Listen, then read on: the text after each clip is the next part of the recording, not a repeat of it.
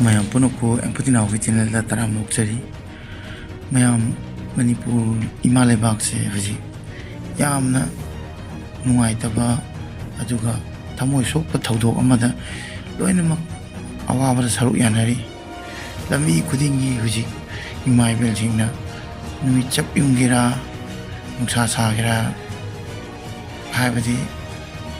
लेप्तना लंबी थटली अदुगा सटडाउन लाउगिबगी इचा अखोगी इचामकनी हैना खंदना लेगिद्रबा इचानीदो नोइदि थमोय पांद्रा नोइना करिगिनो कोइचा चल्लिसे सिनिको सिदैजिगा अनाबा अदुगा इमरजेंसी अदुगुम पुबददि करीमता थिंगबा लेते लंबीदे चटपा पीगनी अदु नतबैददि लंबी चटपा पीदे अदुना नोइदि नुंगाइतबा पोक्तबरा होजि अखोइना तालिबा अंगांगनी जस्टिस की मतंगे मसी मतंगदनी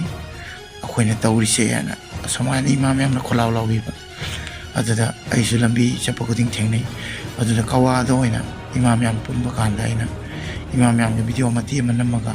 पेंदबा खोलाव कयामा अदुगा मपानदा लैबा मैतै चिनाव अखोइ मैम से अमता ओइरगा मैतै की ओइना लेमिनसी हाइबा अदुमतंग हाइनिंगे अदुसु इमा खोइनासु हाइ अदुमतंग तामिनसी वीडियो मती अमा नमजरकनि मैम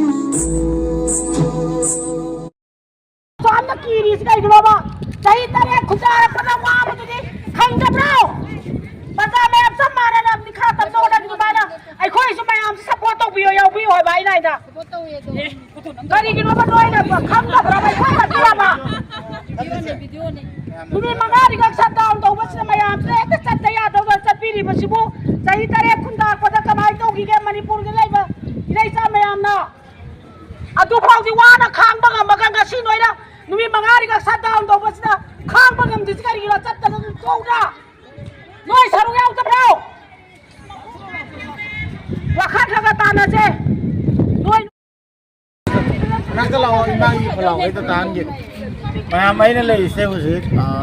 कवादनी कवादा हाईवे लोना बंद तौरी सटडाउन है नहान अखोगी इचानी लेखिदो मदुई मतंग इमा मैमना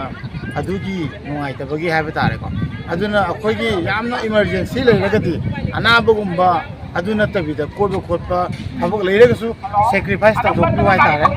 मरमदि इमा मैमना नुंसा मरसिदा लेइसे अदि करिमतगी नतिबा इचानी दुगी दोक्तनीबा अदुगी अवाबगीदो अखोई इसा इसादा फाउनबा ताय हाइतारे